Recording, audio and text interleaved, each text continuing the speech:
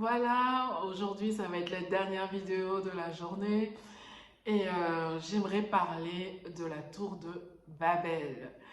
Quand on regarde cette histoire, on peut la lire très très vite, mais pourtant, il y a quelque chose de super important dans cette histoire. La tour de Babel, c'est vraiment l'histoire quand les hommes ont commencé à multiplier la terre, ils ont décidé de se mettre ensemble et de pouvoir bâtir une tour qui monte jusqu'au ciel. Et ils vont commencer à bâtir. Et donc, on va voir cet épisode-là dans Genèse 11, 6 et 7, et je vais lire. Et l'Éternel Dieu dit, voici, ils forment un seul peuple et ils ont tous une même langue. Et c'est là ce qu'ils ont entrepris. Maintenant, rien ne les empêcherait de faire tout ce qu'ils auraient projeté. Allons, descendons, et là confondons leur langage, afin qu'ils n'entendent plus la langue les uns des autres. Et ici, ça m'interpelle terriblement. Allons, descendons et confondons. Dieu parle de nous, un peu comme j'ai expliqué dans la précédente vidéo. Il s'agit de lui et de la famille divine. Il s'agit de lui et de Fils Elohim. Pourquoi un petit rappel? Donc, je pense que comme on disait que les fils de Dieu ont assisté à la création, les fils de Dieu ont assisté aussi au moment où il y avait la tour de Babel et qui sont venus voir avec Dieu ce qui se passait sur la terre. Et pour rappel, donc Job 38, 4, 7 dit: où étais-tu quand je fondais la terre? C'est Dieu qui parle à Job. Dis-le, si tu as de l'intelligence, qui en a fixé les dimensions? Le sais-tu? Ou qui a étendu sur elle le cordon? Sur quoi ces bases sont-elles appuyées? Ou qui en a posé la pierre angulaire? Alors que les étoiles du matin éclataient en chants d'allégresse, et que tous les fils de Dieu, Elohim, poussaient de cris de joie. Donc, pendant un moment, on voit que les fils de Dieu ont assisté à la création et je pense, je déduis que quand Dieu dit « allons, descendons et confondons leur langage », il est en train de parler de lui et des fils de Dieu. Et on va se rendre compte en lisant la Bible que ces fils de Dieu avaient le libre arbitre. Ils étaient comme nous. Ils avaient une volonté. Ce sont des êtres imparfaits. Ils sont imparfaits. Par exemple, Job 4, 17, 19 va dire: l'homme serait-il juste devant Dieu? Serait-il pur devant celui qui l'a fait? Si Dieu n'a pas confiance en ses serviteurs, s'il trouve de la folie chez ses anges, combien plus chez ceux qui habitent des maisons d'argile, qui tirent leur origine de la poussière et qui peuvent être écrasés comme un vermisseau. Dieu, et ici, on décrit que les êtres célestes, ces fils de Dieu, ils étaient imparfaits. Et c'est pourquoi Dieu va dire, dans la parole de Dieu va continuer, Paul va dire en fait dans 1 Corinthiens 6, 3, il dira: ne savez-vous pas que nous jugerons les anges? Et nous ne jugerons pas, à plus forte raison, les choses de cette vie. Job 15, 14 à 16 va dire: qu'est-ce que l'homme pour qu'il soit pur? Celui qui est né de la femme peut-il être juste? Si Dieu n'a pas confiance en ses saints, si les cieux ne sont pas purs devant lui, combien moins l'être abominable et pervers, l'homme qui boit l'iniquité comme l'eau. On voit que les êtres célestes sont imparfaits. On voit que les fils de Dieu sont imparfaits. Et quelque chose va se passer. Donc je reviens à cette histoire de la tour de Babel. Genèse 11, 8, 9 va dire: et l'Éternel les dispersa loin de la surface de toute la terre, et ils cessèrent de bâtir la ville. C'est pourquoi on l'appela du nom de Babel. En fait, Babylone viendra de là. Car c'est là que l'Éternel confondit le langage de toute la terre. Et c'est de là que l'Éternel les dispersa sur la face de toute la terre. Et c'est ce qui va se passer. Dieu va les disperser, Dieu va créer les nations, va créer les pays à la tour de Babel. Et les anges de Dieu étaient là, les fils de Dieu étaient là, ils ont assisté.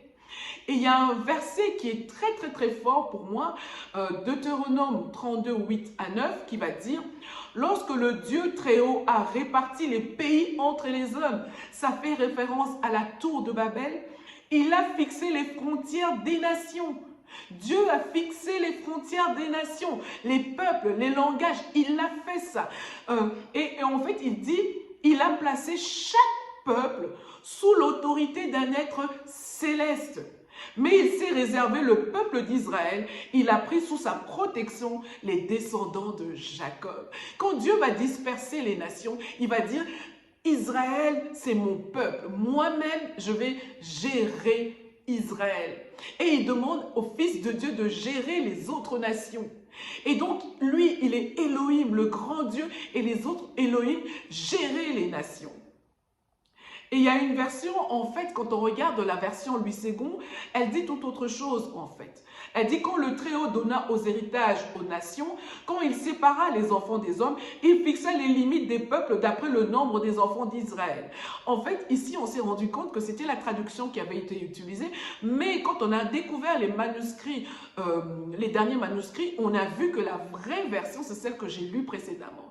Donc, il a placé chaque peuple sous l'autorité d'un être céleste. Et nous voyons également dans Daniel, Daniel va nous parler de ce qu'il a vu, de ce que l'ange va lui dire. Et il dit, c'est Gabriel qui va parler, qui dit, il reprit, sais-tu pourquoi je suis venu vers toi? C'est pour t'annoncer ce qui est écrit dans le livre de vérité.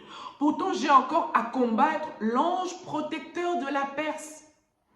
Et juste au moment où je vais y aller, l'ange protecteur de la Grèce arrive.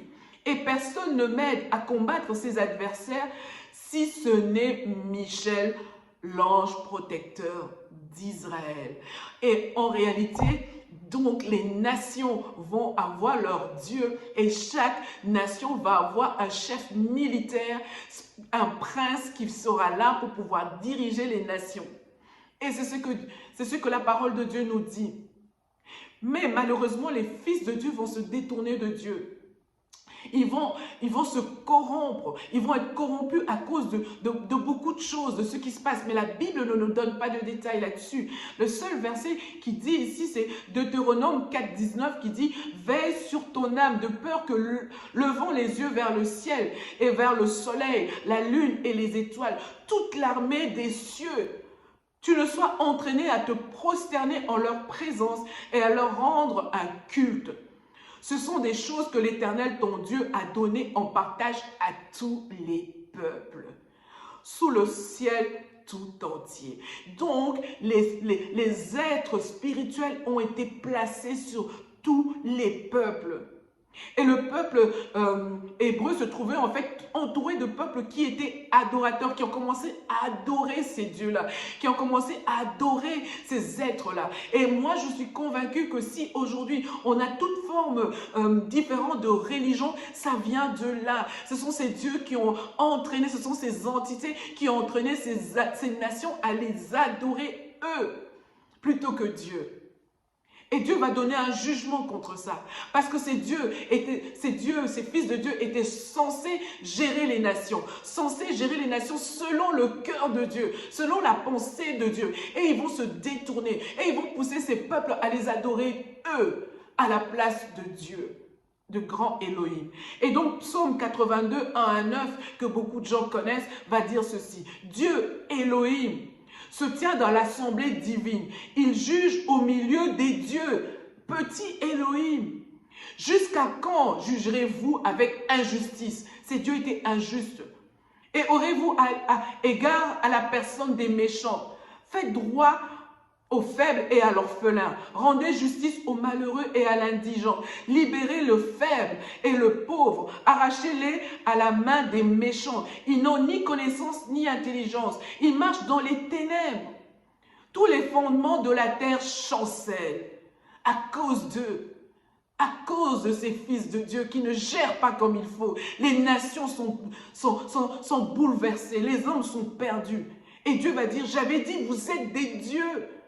Vous êtes mes fils, Elohim. J'avais dit, vous êtes des dieux. Vous êtes tous des fils du Très-Haut. Cependant, vous mourrez comme des humains. Parce que Dieu va donner un jugement. Et ils seront jugés à la fin des temps. Et ils mourront. Et ils ne devaient pas mourir. Vous tomberez comme un prince quelconque. Lève-toi, ô Dieu, juge la terre, car tu as un héritage dans toutes les nations. Tu as un héritage dans toutes les nations. Il n'y avait pas que Israël qui comptait aux yeux de Dieu. Toutes les nations comptaient aux yeux de Dieu. Et c'est pour ça que la nation spirituelle que nous sommes, l'église que nous sommes, va toucher toutes les nations. Jésus dira, allez dans toutes les nations, parce que Dieu a un héritage dans toutes les nations. Ce n'est plus uniquement Israël, c'est toutes les nations. Les fils de Dieu devaient gérer les nations à la place de Dieu. Et Dieu s'était réservé Israël. Mais ils se sont détournés, ils se sont révoltés. Et ils ont conduit les nations à les adorer eux. Et c'est pour ça que Dieu va dire, vous mourrez comme des hommes, comme des humains. Et c'est vraiment quelque chose qui m'interpelle. Je me dis, waouh, waouh, waouh, notre Dieu est grand, notre Dieu est puissant, notre Dieu est juste incroyable. Et ces êtres, ces fils de Dieu, avaient une autre destinée et ils se sont détournés. Alors maintenant, comme je le dis, si je me trompe, cela n'a aucune influence sur notre salut. Voilà, que Dieu vous bénisse et à la prochaine. Au revoir.